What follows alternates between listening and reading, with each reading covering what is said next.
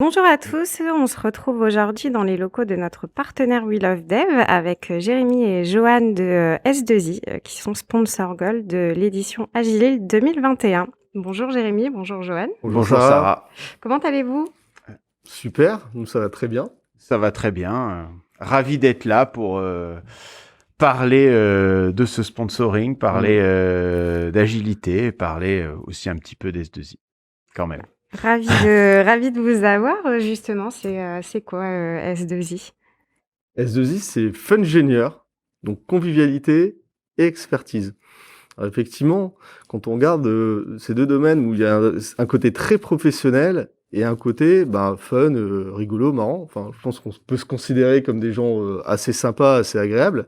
Et en même temps, on est au service du client. On a besoin voilà, d'utiliser notre expertise pour finalement monter les meilleurs sujets, faire des belles réalisations. Et c'est plutôt ça qui nous rend fiers. Et l'agilité, c'est un moyen qu'on adore pour pouvoir y arriver. Tout à fait, oui, oui. Expertise et convivialité, c'est ce qui nous résume bien. Voilà, sur un groupe qui est maintenant présent dans de nombreux pays et qui est de nombreuses agences en France. Donc Jérémy, Johan, à date, avec le contexte surtout du Covid, comment vous vivez l'agilité chez S2I? Maintenant, on la vit plutôt bien parce on a mis en place certains outils, certaines choses. Mais au tout départ, quand ça a démarré, effectivement, on a eu pas mal d'adaptations à réaliser. Il y a eu de la latence, hein, forcément, parce qu'il y avait déjà du contenu, des choses qui existaient. Il a fallu recréer de nouvelles choses, s'adapter au distanciel, reprendre des événements. Alors là, nos événements chez S2I, ce sont des speak-up, ce sont des sortes de conférences qu'on fait en interne et au sein du groupe. En l'occurrence, avant le Covid, c'était plutôt orienté interne agence. Et donc tout était en physique dans notre salle de réunion où les gens venaient adresser des sujets, des retours d'expérience, les frameworks qu'ils avaient testés ou voilà plein de choses autour des contextes techniques ou méthodologiques. Hein. Il y a pas voilà, c'était très très varié. Et finalement, en se retrouvant chez soi à faire du télétravail et du distanciel, on a repensé tout le format sans dénaturer le contenu. Donc, et ça nous a apporté une chose qui est super intéressante, c'est que on s'est beaucoup ouvert sur les autres agences au sein du groupe, et ce qui fait que la connaissance est nettement mieux diffusée. Et là, notre cible, c'est d'aller plus loin et de diffuser, de partager toutes nos connaissances, en tout cas toutes ces choses, tous ces speak-up, mais vraiment global chez le client ou voilà chez des partenaires ou en public, peu importe. c'est vrai que il a fallu se réinventer sur pas mal de sujets et pas mal de petites choses. Et c'est vrai, comme l'a bien expliqué Johan, on a dû se réinventer sur ce côté génieur, sur le côté génieur de notre ADN Fungenieur, mais aussi sur le côté fun, parce que comme on l'a dit, S2I, c'est expertise et convivialité. Donc sur l'expertise, on s'est bien réinventé. Sur la convivialité, il a fallu aussi continuer cette dynamique de garder le contact avec nos collaborateurs.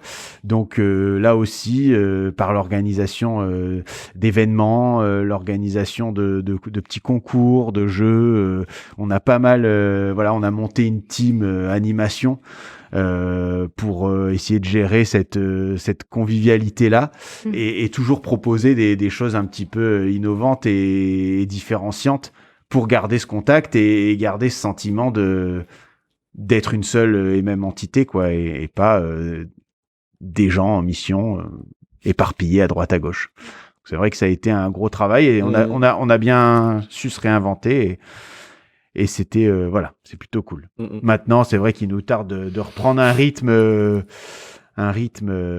plus présentiel, même si cette ouverture forcée, on va dire, avec la visio, a permis quand même de mettre en place et de comprendre certaines choses qui vont aussi permettre d'étoffer notre catalogue pour la suite. Et puis, on n'a pas fait beaucoup d'afterwork virtuel, parce que boire une bière devant son écran, c'est un peu triste. Donc, on a quand même hâte de se retrouver pour faire des événements physiques. Alors, c'est pas ça qui va nous empêcher aussi de de maintenir du distanciel, parce que finalement, pour les gens qui sont à l'autre bout de la France sur d'autres agences, ça marche quand même bien. Donc la cible, c'est de faire quelque chose d'hybride, de trouver voilà, un nouveau format et toujours s'adapter, de trouver des choses pertinentes et que tout le monde soit content de se retrouver aussi. L'adaptation. Selon vous, quelle est la place d'un développeur dans une organisation agile? Alors pour moi, le développeur, c'est l'artisan du produit. Clairement, c'est la personne qui est voilà, qui crée la chose. Voilà, on parle beaucoup de créatifs. Alors, moi, ma vision, et je pense qu'elle est assez partagée au sein de la S2J, c'est le développeur et l'artisan. L'agilité, c'est quelque chose qui doit rendre service et faciliter la vie et aider à l'amélioration pour justement que ça se passe bien, qu'on puisse réaliser des choses rapidement, de la manière la plus optimum possible et finalement délivrer vite. Hein, c'est vraiment ça. Enfin moi, ma vision de l'agilité, je pense qu'on se partage cette vision-là, c'est de délivrer rapidement des choses de qualité. La valeur. La valeur, c'est exactement ça. On parle beaucoup de développeurs quand on parle d'agilité. Et par exemple, toi, Jérémy, c'est quoi pour toi être un manager agile? Un manager agile, c'est avant tout de la transparence dans son mode de management. C'est un mindset d'être en proximité des équipes, d'être au cœur aussi des process et des différents choses qui se font, hein. Donc voilà, c'est de pas justement être loin de tout ce qui se passe, être au cœur. Donc voilà, mais beaucoup de transparence, de la bienveillance bien évidemment, et puis ce management de proximité en fait, voilà, qui c'est vrai qu'on affectionne particulièrement. En plus, si je fais le rapprochement avec notre politique chez S2I, qu'on affectionne particulièrement, voilà, cette proximité, cette bienveillance. Oui, et le côté, c'est drôle parce qu'il y a 2-3 ans, on parlait de servant leader. Et sur le coup, chez nous, c'est vraiment vécu. Où on est au service en fait de nos collaborateurs pour les accompagner, que ce soit en termes de carrière ou si ils ont besoin de progresser sur l'agilité, ce genre de choses-là. Effectivement, le côté servant leadership est bien là et nous, on est très très friands de cette chose-là, de ce domaine-là. C'est assez intéressant qu'on parle d'accompagner justement les collaborateurs. Comment vous faites pour rendre vos collaborateurs heureux? Alors déjà, de la bière, je pense.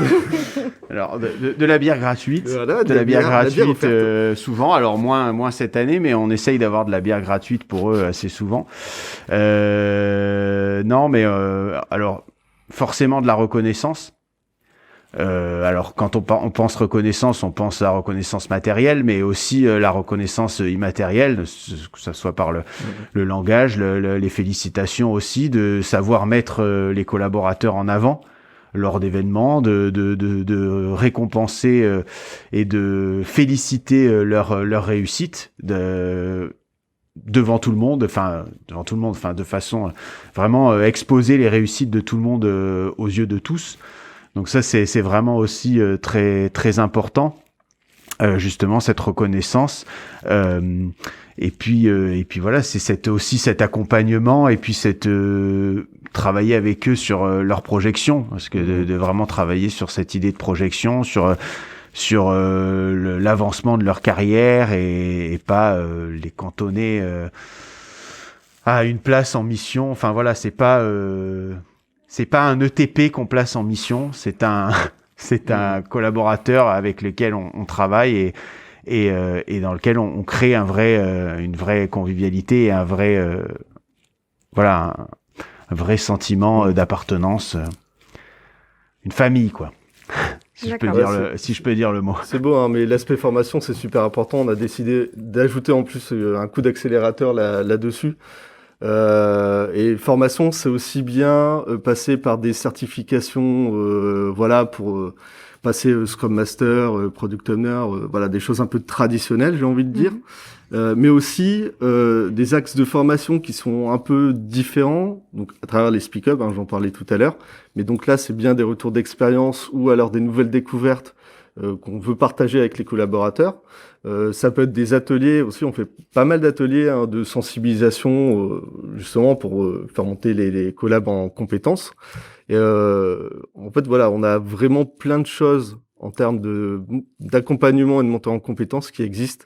Et pareil, on a bien trouvé de nouvelles choses pour que ce soit un peu drôle, un peu sympa, rajouter de la gamification, etc. Tout à fait. Et c'est vrai que on a cette volonté on a cette envie d'encourager nos collaborateurs à se mettre en avant sur ce qu'ils font, et notamment, voilà, pour revenir sur cette idée de speak up, voilà, qu'ils aient pas peur de prendre un sujet. On les aide pour ceux qui aiment, mais on essaye de les motiver à se lancer, à présenter des sujets, à se présenter en tant que speaker, voilà, que ce soit sur l'Agili là, ou même sur d'autres conférences, d'autres salons. Et c'est vrai qu'on a cette volonté à ce que nos collaborateurs se mettent en avant, et nous, voilà, pour continuer en fait un peu sur ce management agile, de les aider et de les pousser à se mettre en avant et dire, voilà, vous avez des idées, ce que vous faites c'est bien, mettez-le en avant. Et voilà, et c'est là où il y a beaucoup cette notion de speak up qui est importante chez nous et qu'on essaye de développer au plus, qu'on faisait, comme elle a dit tout à l'heure Johan, en interne, et que maintenant on veut vraiment faire à l'externe et ouvrir au plus grand nombre pour mettre en visibilité nos merveilleux Fungenieurs. D'accord. Par rapport à l'agile, justement, à vos collaborateurs, quelle est la réalisation dont vous êtes le plus fier? Alors déjà, moi, où je suis assez content, c'est que au-delà de rendre agile les collaborateurs par des exemples comme la mise en place d'un parcours de sensibilisation agile pour les personnes à mettre à niveau, on va dire, par rapport à l'agilité, on a aussi un travail de rendre agile aussi la structure, que ça soit le service admin, le service RH, le management, le commerce. Et ça, c'est quelque chose qui est important pour nous, c'est que, parce que l'agilité, ça ne marche que si toute l'entreprise est agile. Ça peut pas être que les collaborateurs qui sont agiles, le management doit être agile, la direction doit être agile. Et c'est vrai qu'on a ce chantier, voilà, sur lequel on travaille, de vraiment distiller cette agilité, que ça soit quelque chose de global et pas centré sur les collaborateurs. Et ça fait partie des fiertés et des choses vraiment bien qu'on travaille. Et c'est pas tous les jours facile, forcément, parce qu'il y a les process, tout ça, mais on y travaille, et c'est un vrai chantier très intéressant. C'est même voilà, des fois même plus intéressant de tenter de rendre agile la direction plutôt que les collaborateurs, qui au final c'est la partie visible de l'iceberg, on va dire, dans une entreprise. Ouais, et puis globalement, ça se fait plutôt bien parce qu'on est sensible à l'expérimentation. Personne n'a peur en fait d'essayer des choses. Si ça fonctionne pas, on fait le bilan, on fait le constat. Je pense que même très globalement, tout le monde partage cette idée-là de OK, on va expérimenter. Ça marche pas, c'est pas grave. Ça marche, OK. Qu'est-ce qu'on peut faire pour aller encore plus loin? Comment est-ce qu'on s'améliore? Et que ce soit les collaborateurs ou notre structure, tout le monde est sensible à ça, et je pense que c'est une des forces de S2I. Ouais, c'est vrai qu'on a planté cette graine de l'amélioration continue, si je peux, voilà, planter cette graine de l'amélioration continue dans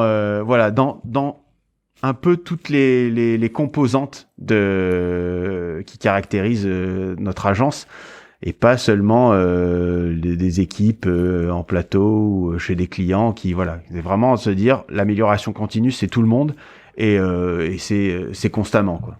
Ça, et adapter le format aussi. Je pense que globalement, c'est vrai que chez le client, on n'arrive pas avec une idée on va mettre un cadre fixe, on va s'adapter à chaque nature d'équipe, chaque typologie, et on le fait aussi bien chez le client que en interne. Et je pense que ça, c'est important, c'est cohérent en réalité. C'est vrai qu'au-delà, même si on est une ESN où on a des collaborateurs qui sont en mission, on les encourage généralement à dire voilà, vous avez une mission, elle a été définie au départ, mais allez-y, proposez autre chose, montrez votre expertise Fungenieur, montrez votre expertise, et allez semer ces petites graines aussi pour montrer que voilà, S2I, on est là pour avec notre expertise et que on peut proposer autre chose des fois dans le cadre de la mission et aussi chez le client. Avec toutes ces petites graines, on va finir jardinier. C'est ça, pas possible, c'est ça. On est des jardiniers de l'IT.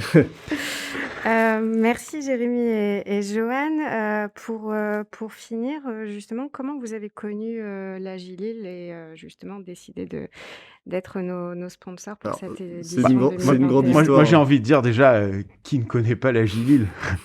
C'est déjà, enfin voilà. Mais oui, c'est une grande histoire. On est sponsor déjà sur les éditions précédentes. Malheureusement, l'année dernière, ça n'a pas pu se faire et c'est bien dommage. Et puis voilà. Enfin après, je laisse aussi Joanne. C'est Gilles Mazy, le grand Gilles Mazy. Voilà, le légendaire. Le légendaire Gilles Mazy. Qui était chez S2I. Et effectivement, je pense que c'était un des premiers profils très marqué agile de l'agence, il me semble bien. Qui dort agile. Voilà, enfin vraiment très câblé là-dessus et qui a bien diffusé toute cette agilité. Et je pense qu'on y est aussi arrivé parce qu'il nous a donné beaucoup d'éléments. Et finalement, naturellement, il nous a embarqué sur Neuragile, sur l'Agile Tour, et c'est comme ça que ça s'est greffé. Et nous, on a adoré globalement même l'écosystème lillois autour de l'agilité, où il y a beaucoup de choses qui commencent à bien émerger. Et un grand merci à Neuragile d'ailleurs, qui participe grandement à cet essor de l'agilité sur la métropole. De par les événements qu'il propose, les meet-up, les scrum beer, toutes ces choses qu'il fait où nous on sait, alors forcément il y a beer donc on s'est forcément greffé au truc, mais c'est vrai que Neuragile voilà propose toujours et qu'on est toujours ravis. On rappelle de soirées Serious Game qui était organisée, qu'on avait prévu aussi d'en faire et qu'on va faire dès que ça sera possible. Donc voilà, c'est vrai que Neuragile participe grandement à ça, donc merci à eux. Et Neuragile est ravi de vous avoir comme sponsor pour cette édition 2021. Super. Merci à tous les deux. Merci à toi.